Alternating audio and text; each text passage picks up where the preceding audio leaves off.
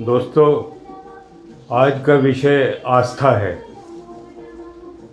हमारी आस्था, हमारा विश्वास, हमारा समर्पण उसके प्रति।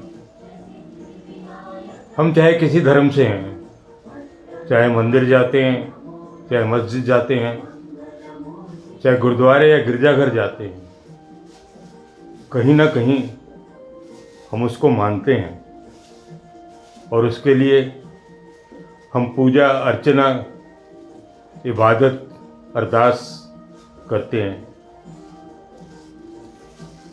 इसी आस्था को समर्पित है, इसी विश्वास को समर्पित है आज का ये वीडियो। उस दिन शिवरात्रि थी। आर्य समाज में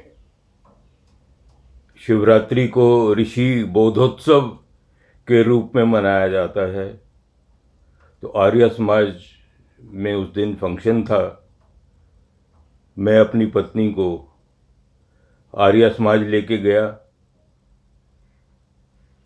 वहाँ पंडित जी व्याख्यान कर रहे थे कि कैसे ऋषि दयानंद जी को बोध हुआ जब उन्होंने शिवलिंग पर एक चूहे को टहलते देखा। तो उन्हें लगा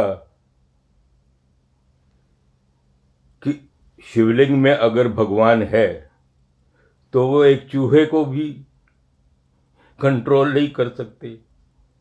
इस तरह का भाषण दे रहे थे।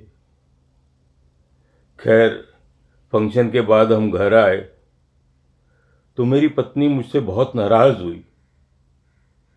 बोली, मैं शिव भक्त हूं, सुबह सुबह आपके जगने से पहले मैं अपने शिव की पूजा भी कराई और आर्य समाज में जाकर इन वचनों को मैं कैसे सहन कर लूं। आगे से मैं तो कभी आर्य समाज नहीं जाऊंगी। मुझे लगा कि मेरी पत्नी अगर मेरे साथ आर्य समाज जाती है तो कभी मुझे भी उसके साथ मंदिर जाना पड़ेगा।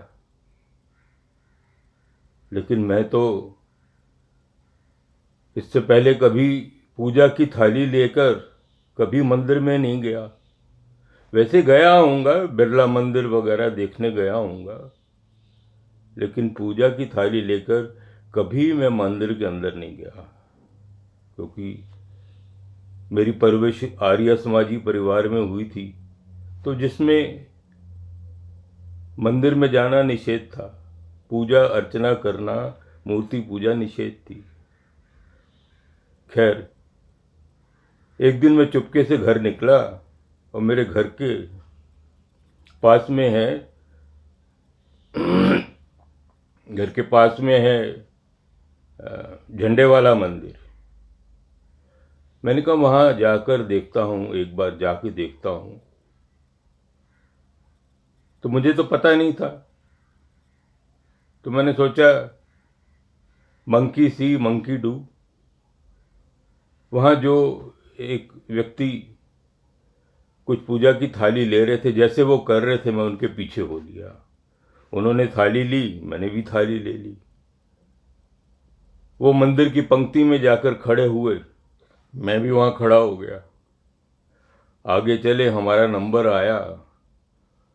पंडित जी ने पूजा की थाली ली, उन्होंने माथा टेका, उनके बाद मैंने भी माथा टेका। उन्होंने मंदिर की परिक्रमा करी, मैंने भी शुरू कर दी।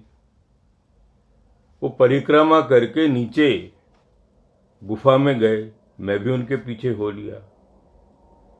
गुफा में भैरव बाबा की मूर्ति थी। उन्होंने भैरव बाबा की मूर्ति पर, उनकी पिंडलियों पर दबाया। मैंने भी वैसा किया, लेकिन भैरव बाबा की मूर्ति को, उनकी पिंडलियों को जब मैंने दबाया तो मैं बच्चे की तरह फपक फपक के रोने लगा। वो तो आगे निकल गए। मेरे पीछे एक बूढ़ी माँ थी। उन्होंने बोला, माँ बड़ा दुखी है बेचारा, रो रहा है, इस पर कृपा करो। बात ये थी कि जैसे ही मैंने भैरव बाबा की पिंडलियों को दबाया, मुझे मेरे दादाजी याद आ गए। जब वो कभी दफ्तर से थके हारे आते थे तो कहते थे, बेटा थका हूं, जरा मेरी पिंडलियां दबा दी। तो मैं तो उनको देखकर, उनको याद कर कर रो रहा था।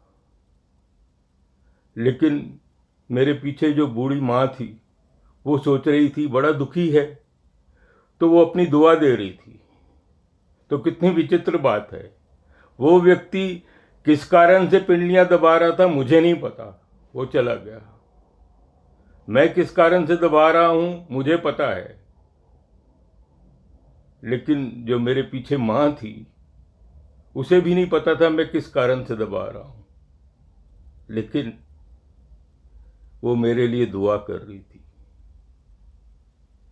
उस दिन के बाद मुझे ये रियलाइज हुआ कि अगर मूर्ति पूजा या किसी मूर्ति की पिंडलियां दबाने से आपकी भावना जागृत होती है, आपको अपने बुजुर्ग याद आते हैं, तो इसमें कोई बुराई नहीं, मूर्ति पूजा में भी कोई बुराई नहीं, अगर आपकी भावना उससे जुड़ती है।